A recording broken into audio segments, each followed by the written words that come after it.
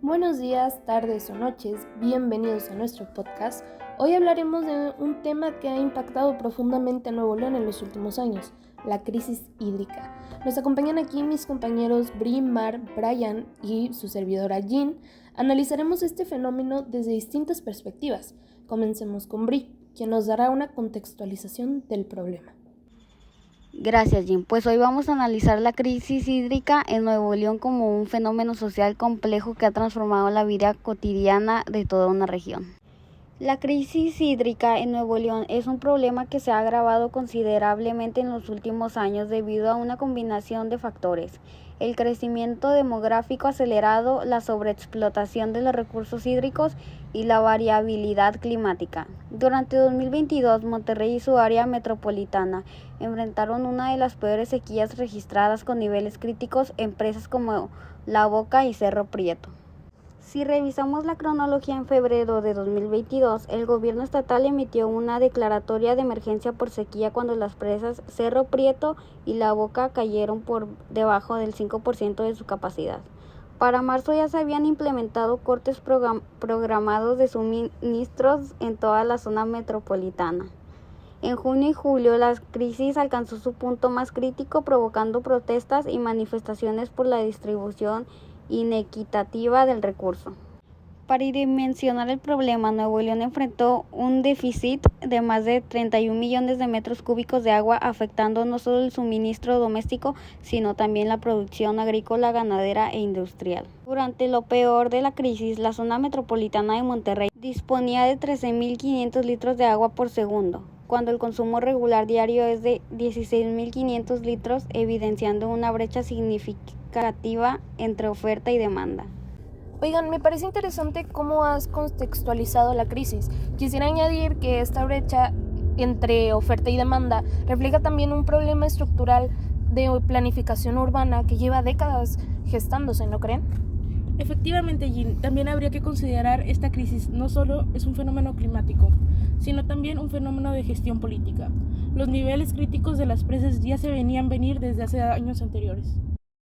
Definitivamente, y lo preocupante es que esto ha tenido un impacto directo en la salud pública que muchas veces se minimiza. La falta de agua afectó prácticas de higiene básicas en muchos hogares.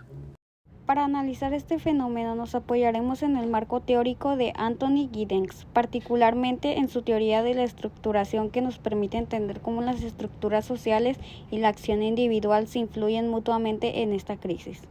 Fíjate que sí, la teoría de Giddens es perfecta para este análisis porque nos permite ver tanto el nivel macro de las instituciones como el micro de las adaptaciones cotidianas. Y también nos ayuda a entender cómo las normas sociales se transforman en momentos de crisis. También nos da herramientas para analizar cómo la crisis reconfigura las relaciones de poder entre distintos actores sociales. Desde el enfoque funcionalista podemos observar cómo la crisis hídrica afectó el equilibrio de las instituciones sociales encargadas de la distribución y gestión del agua, como los organismos gubernamentales y las empresas de suministros. La falta de acceso al recurso alteró por completo la vida cotidiana de la población, obligando a la sociedad a adaptarse mediante nuevos hábitos de consumo, regulaciones de emergencia y estrategias de mitigación que no existían antes. Por otro lado, la teoría del conflicto nos permite ver las desigualdades en la distribución del agua. En Nuevo León, la crisis se evidenció como ciertos sectores como la industria y zonas residenciales privilegiadas tuvieron mayor acceso al agua en comparación con comunidades marginadas. Esto generó tensiones sociales, protestas y exigencias de una distribución más equitativa, reflejando una lucha entre distintos grupos por el control del recurso. Lo que mencionas sobre la teoría del conflicto conecta directamente con lo que analizaremos después sobre la desigualdad en el acceso. Es impresionante cómo las diferencias socioeconómicas se hicieron aún más evidentes durante esta crisis. Y desde la sociología jurídica, estas tensiones eventualmente se tradujeron en nuevas regulaciones, como las multas por desperdicio que aprobó el Congreso de Nuevo León en septiembre de 2023. El enfoque funcionalista también nos ayuda a entender las respuestas institucionales que mencionaré más adelante, como el bombardeo de nubes, que surgió como un intento desesperado de mantener el equilibrio del sistema. Gracias, Bri, por ponernos en contexto. Ahora vamos a profundizar en la dimensión estructural y el conflicto social con Jean. Muchísimas gracias. Pues les voy a explicar el análisis, que se centra en cómo la crisis hídrica reveló y agudizó las estructuras de poder existentes y generó nuevas formas de conflicto social. Comencemos. Un aspecto crucial para entender la crisis hídrica en Nuevo León es el convenio con Tamaulipas sobre el agua de la presa El Cuchillo. Este acuerdo históricamente ha obligado a Nuevo León a enviar un porcentaje significativo del agua captada a Tamaulipas, principalmente para su uso agrícola. Durante la crisis surgieron tensiones intensas cuando Nuevo León intentó retener mayor cantidad de agua para consumo humano, argumentando la emergencia. Las negociaciones evidenciaron un desequilibrio de poder y la notable falta de mecanismos de coordinación efectivos entre estados. Fue necesaria la intervención federal para mediar el conflicto, lo que puso de manifiesto las debilidades del federalismo mexicano en la gestión de recursos compartidos y la ausencia de protocolos claros para situaciones de emergencia. Otro punto de tensión fue la priorización de recursos entre embotelladoras y población. Las empresas como Coca-Cola, FEMSA y Heineken continuaron operando durante gran parte de la crisis, generando una controversia considerable.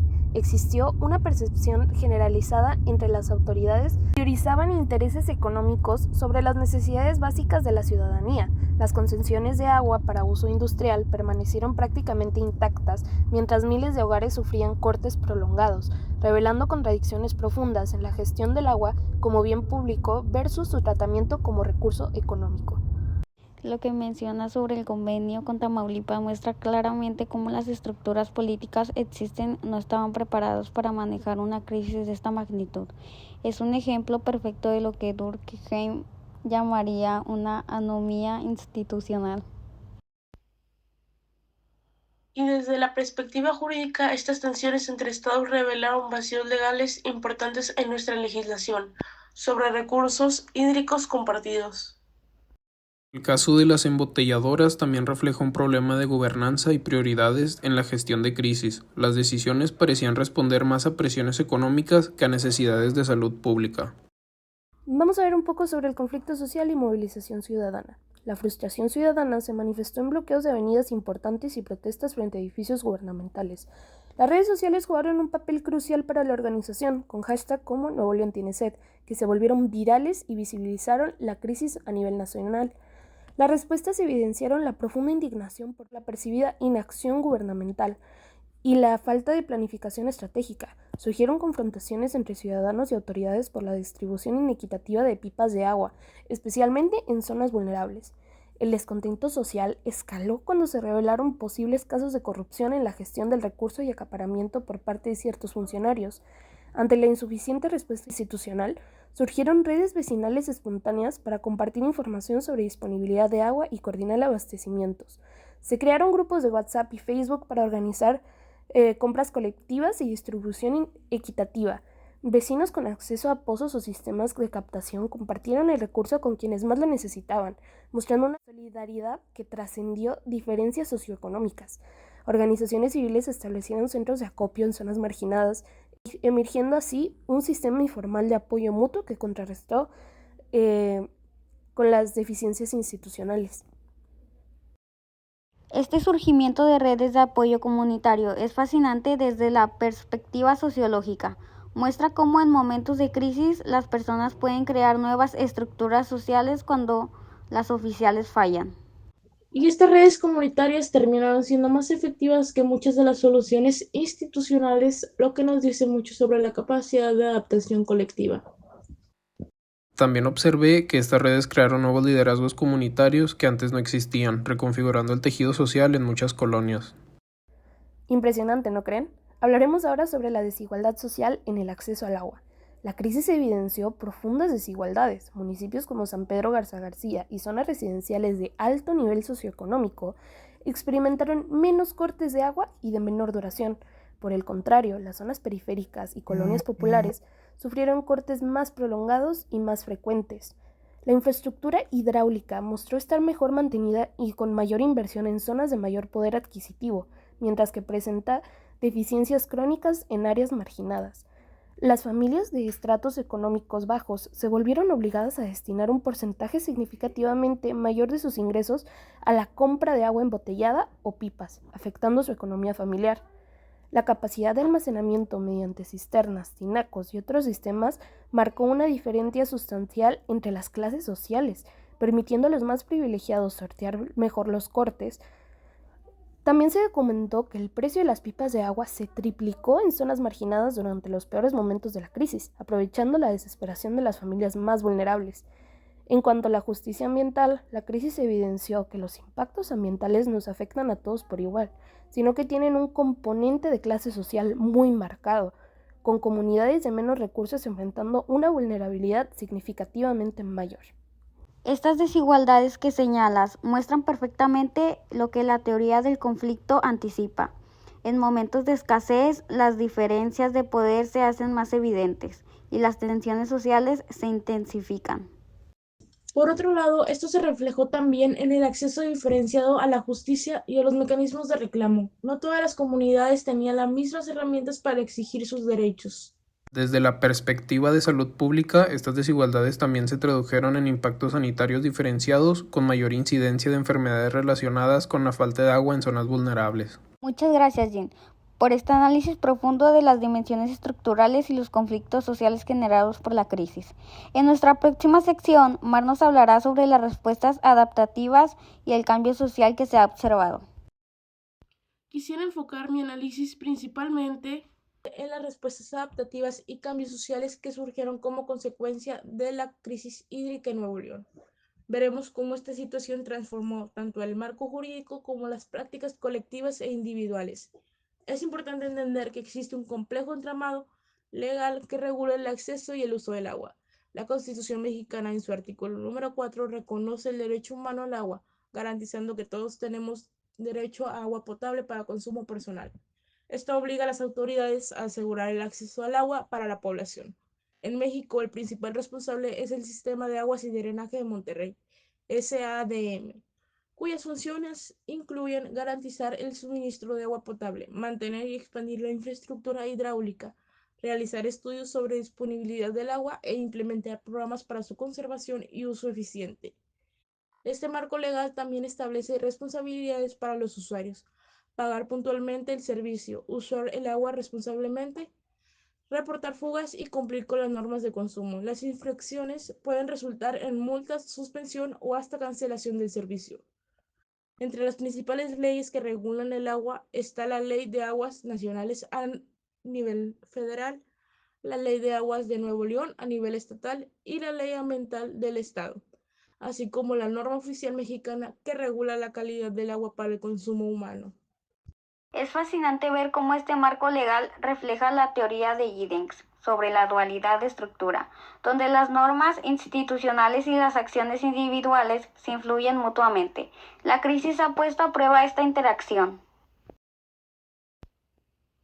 Lo que también me llama la atención es cómo, a pesar de este amplio marco legal, durante la crisis se evidenciaron vacíos normativos importantes, especialmente en la coordinación entre distintos niveles de gobierno. Y desde la perspectiva de salud pública, me preocupa que muchas de estas regulaciones se enfocan más en el acceso al agua que en garantizar su calidad, lo cual es igualmente crucial para prevenir problemas sanitarios. Como respuesta directa a la crisis surgieron nuevas regulaciones en Nuevo León, particularmente un sistema de multas por desperdicio de agua basada en la Ley de Agua Estatal, los reglamentos municipales y las normativas del SADM. Estas multas se categorizan según la gravedad de la infracción.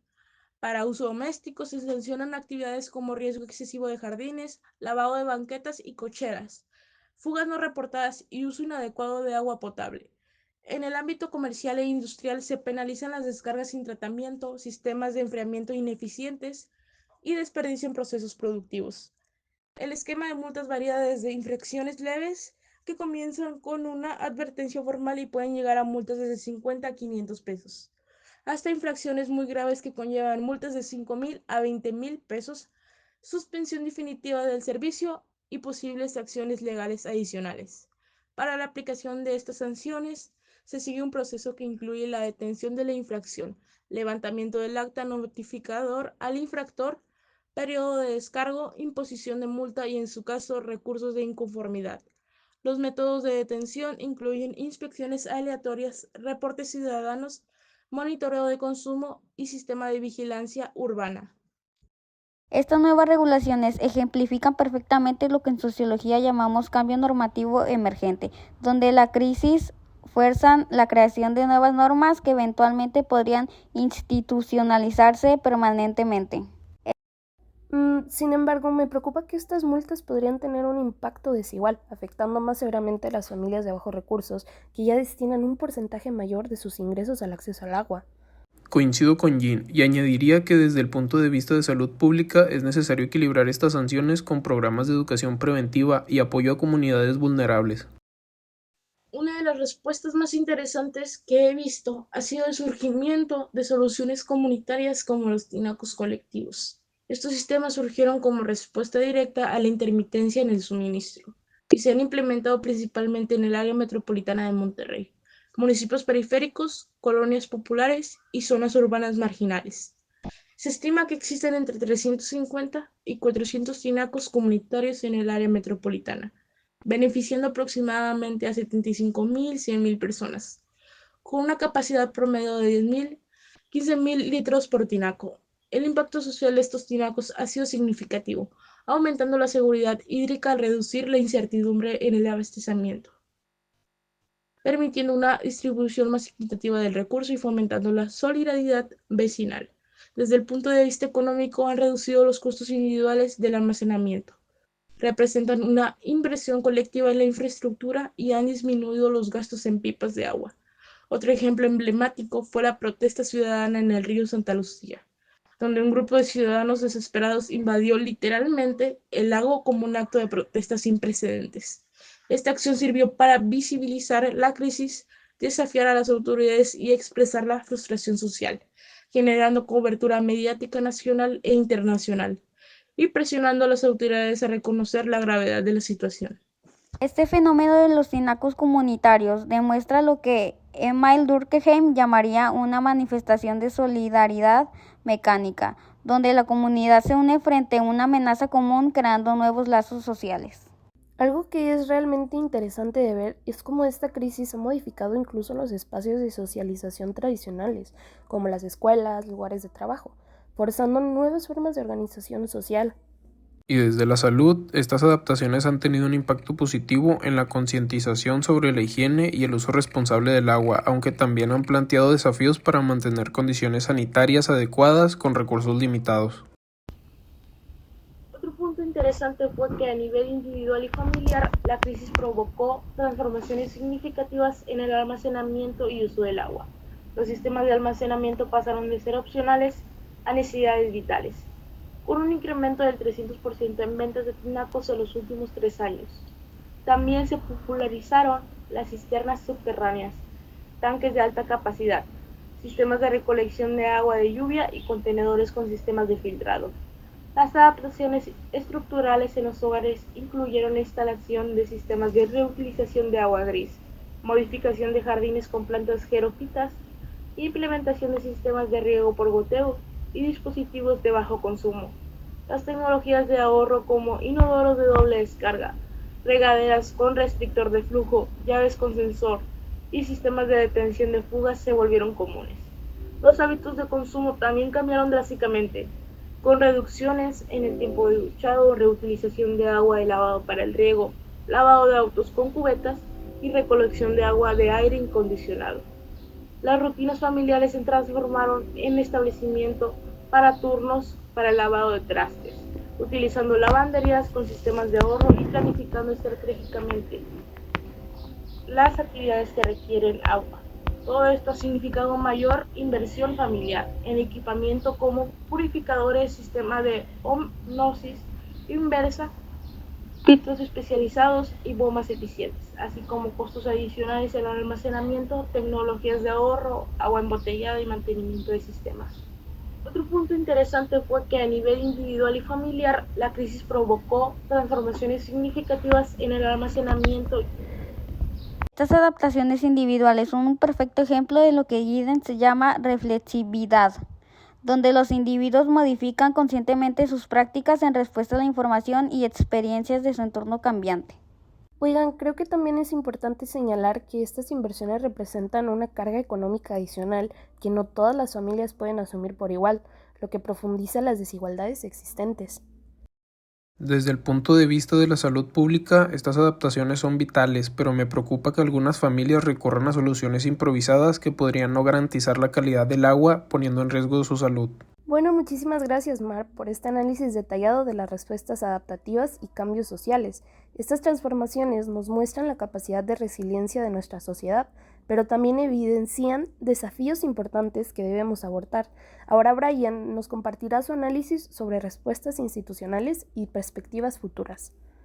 Gracias. Mi análisis se centra en las respuestas institucionales ante la crisis hídrica y su impacto en la salud pública, así como algunas conclusiones sobre este fenómeno complejo. El bombardeo de nubes representa ese punto donde la ciencia y la desesperación convergen. Esta técnica, conocida técnicamente como siembra de nubes, consiste en dispersar sustancias como yoduro de plata en las nubes para estimular la precipitación. Lo fascinante es el contraste entre su base física y el contexto desesperado en que suele implementarse. Los estudios muestran resultados mixtos, incrementos de lluvia entre 5 y 15% en condiciones ideales, pero efectividad limitada en sequías severas, precisamente cuando más se necesita. Países como China, Emiratos Árabes Unidos y Estados Unidos han invertido millones en esta tecnología. Sin embargo, muchos meteorólogos advierten que no es una solución mágica, sino una herramienta complementaria con limitaciones significativas. El dilema ético emerge cuando las autoridades presentan esta técnica como solución definitiva, generando expectativas poco realistas en poblaciones vulnerables. ¿Estamos ante una respuesta científica o un acto de desesperación institucional que podría distraer de soluciones estructurales más necesarias? Lo que describes es un perfecto ejemplo de lo que Robert Merton llamaría una profecía autocumplida. Las autoridades presentan una solución parcial como definitiva. La población deposita sus esperanzas en ella y cuando no funciona como se esperaba, la frustración social aumenta. Esto también refleja un problema de transparencia en la comunicación gubernamental. Las autoridades prefieren mostrar acciones visibles aunque sean de efectividad limitada, en lugar de enfrentar la realidad de que se requieren cambios estructurales profundos. Desde la perspectiva jurídica, estas soluciones tecnológicas suelen implementarse sin marcos regulatorios adecuados, lo que genera vacíos de responsabilidad cuando no producen los resultados prometidos. La gestión institucional de esta crisis revela patrones preocupantes. Hemos observado 3 etapas recurrentes: negación inicial, gestión reactiva y finalmente búsqueda de soluciones a largo plazo cuando el daño ya está hecho. Las autoridades suelen enfrentar un dilema fundamental: priorizar medidas populares inmediatas o implementar políticas más efectivas pero menos visibles políticamente. El racionamiento de agua, por ejemplo, genera resistencia ciudadana inmediata, mientras que la inversión en infraestructura hídrica podría no dar resultados hasta después del ciclo electoral. Los datos muestran que las regiones con mayor transparencia informativa y participación ciudadana en la toma de decisiones logran mayor cumplimiento de medidas restrictivas y menor impacto social negativo. La confianza institucional resulta ser un recurso tan valioso como el agua misma durante esta crisis. El ciclo electoral que mencionas es clave para entender por qué se priorizan soluciones a corto plazo. Hay un desalineamiento fundamental entre tiempos políticos y los tiempos que requieren las soluciones ambientales. Y esto se traduce en un marco legal que tiende a enfocarse en la gestión de emergencias más que en la prevención, creando un círculo perpetuo de crisis-respuesta en lugar de planificación estructural.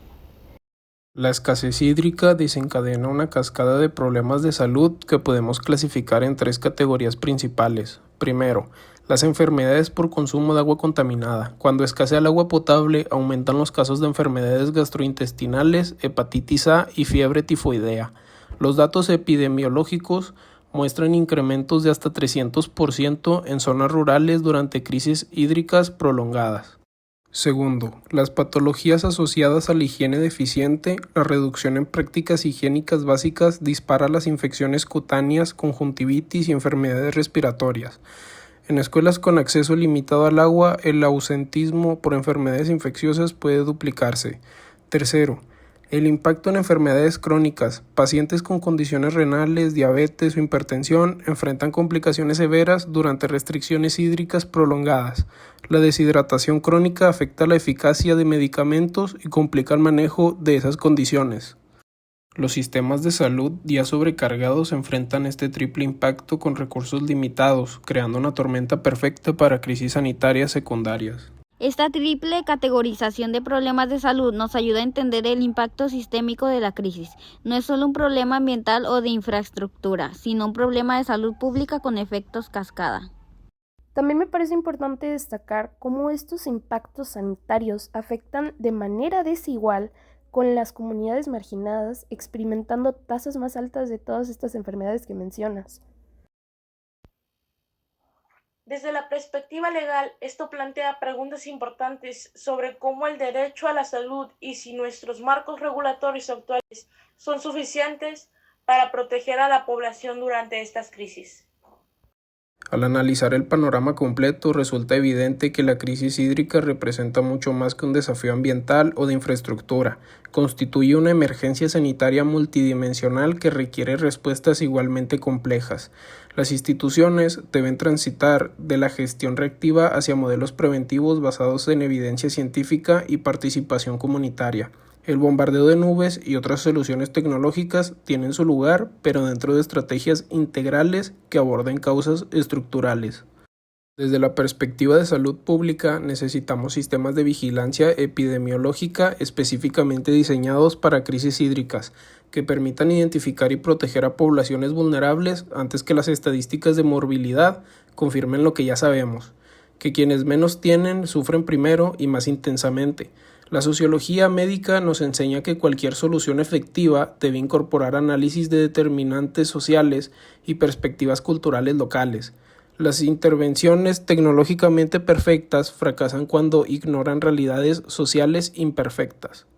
La verdadera pregunta no es si enfrentaremos nuevas crisis hídricas, sino cómo transformaremos estos desafíos en catalizadores para sistemas de salud más resilientes, instituciones más transparentes y comunidades más preparadas.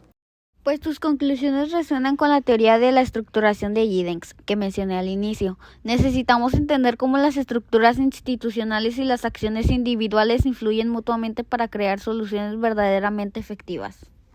Estoy completamente de acuerdo, Brian, con tu llamado a los modelos preventivos. Las estructuras de poder actuales suelen priorizar la reacción sobre la prevención, y es algo que necesitamos transformar profundamente. Por otro lado, desde la perspectiva legal, esto implica repensar nuestros marcos regulatorios para que incorporen no solo la gestión de crisis, sino la prevención y la adaptación a largo plazo, con mecanismos claros de participación ciudadana. Muchísimas gracias, Brian, por este análisis profundo sobre el impacto en la salud pública y tus conclusiones. La verdad, creo que en este recorrido que hemos hecho por las distintas dimensiones de la crisis hídrica nos ha dejado importantes reflexiones sobre la complejidad del fenómeno y la necesidad de abordarlo desde múltiples perspectivas. Bueno, hemos llegado al final de nuestro análisis sociológico sobre la crisis hídrica que se presentó en Nuevo León. Como hemos visto a lo largo de este podcast, este fenómeno ha transformado profundamente nuestra realidad social, desde estructuras institucionales hasta las prácticas cotidianas más básicas. Si yo me acuerdo cuando nos bañábamos a jicarazos. No sé ustedes, pero al menos por mi parte era una lata tener que calentar el agua en la estufa para poder ponerla en la tina al querer bañarse. Pero bueno, continuamos. Bri nos mostró el contexto y marco teórico para entender esta crisis. Yo analicé las dimensiones estructurales y los conflictos sociales que emergieron. Mar nos explicó las respuestas adaptativas y cambios sociales que se han dado. Y Brian profundizó el impacto sobre la salud pública y las respuestas institucionales.